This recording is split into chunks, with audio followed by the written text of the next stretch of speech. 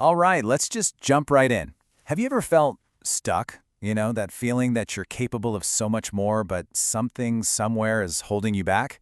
Well, today, we're going to dig into the idea that the one thing holding you back and the one thing that can set you free is your attitude. We're going to follow the incredible story of author Jeff Keller, who went from a completely burnt-out lawyer to a motivational powerhouse, all by discovering one simple truth. When you change your attitude, you absolutely change your life.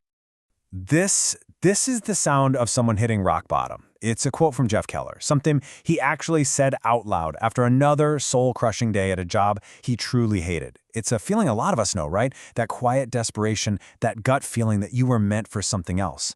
This single moment was the spark that changed everything for him, and it's exactly where our story kicks off. Before you can build something new, you've got to understand what's broken in the first place. For Keller, the first step wasn't about chasing success. Nope. It was about recognizing the prison he'd built for himself, this trap of a negative mindset.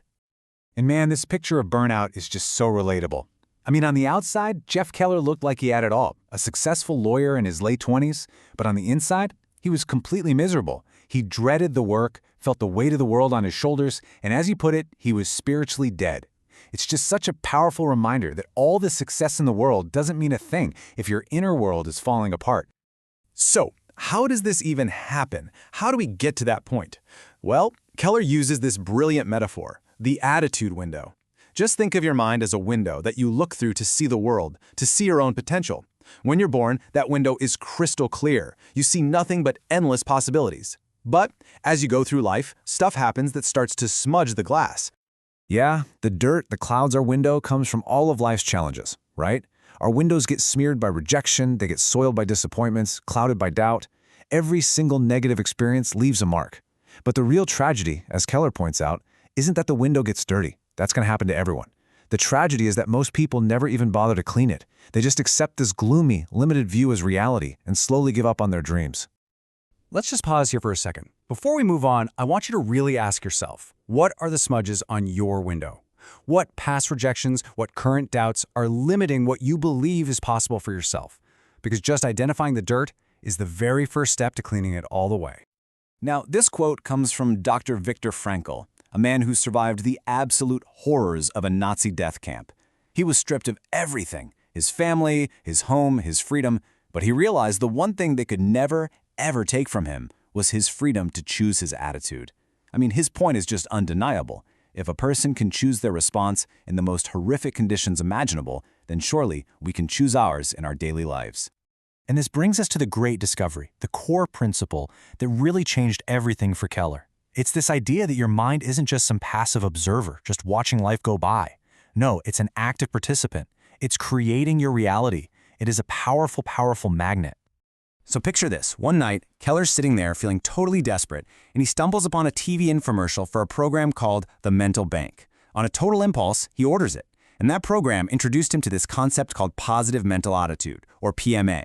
It's the core idea that focusing on optimistic thoughts can actually bring about positive results. It was like a door open to a whole new way of thinking, and he realized the problem wasn't his job or his circumstances, it was his own thinking. And you know what? This idea isn't new at all. It's actually one of the oldest secrets to success. Like Henry Ford famously put it, your belief itself is the deciding factor. It's that simple. Then you've got Napoleon Hill, whose work Keller became obsessed with. He taught that the mind is literally the architect of your life. If you can dream it up in your head and you can truly believe it, you can make it happen.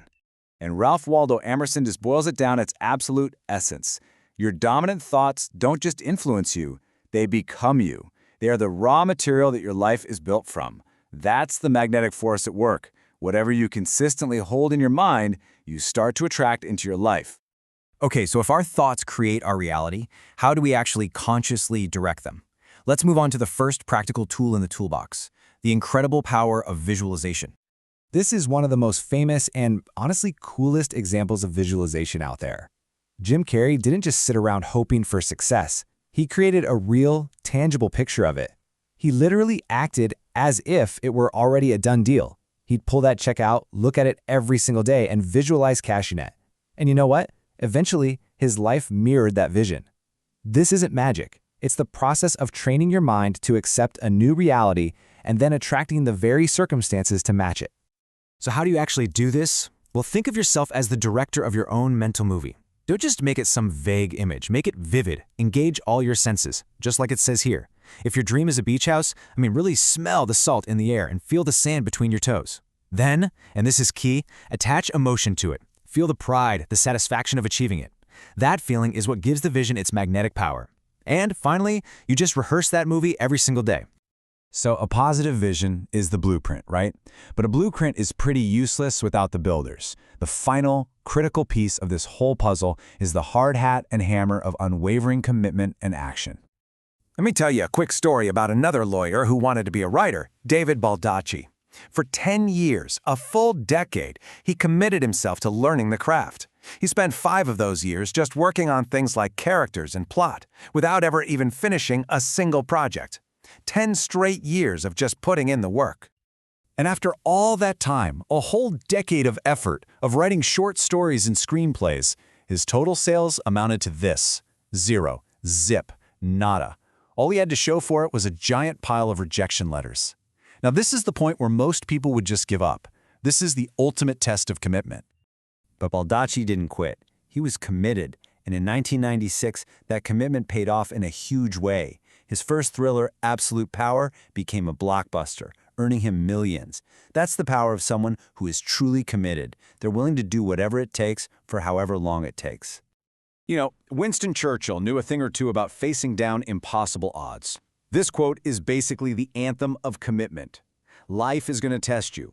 It wants to see how serious you really are. Obstacles are going to pop up. But the rewards for those who just keep going, they far exceed the pain that has to come before the victory.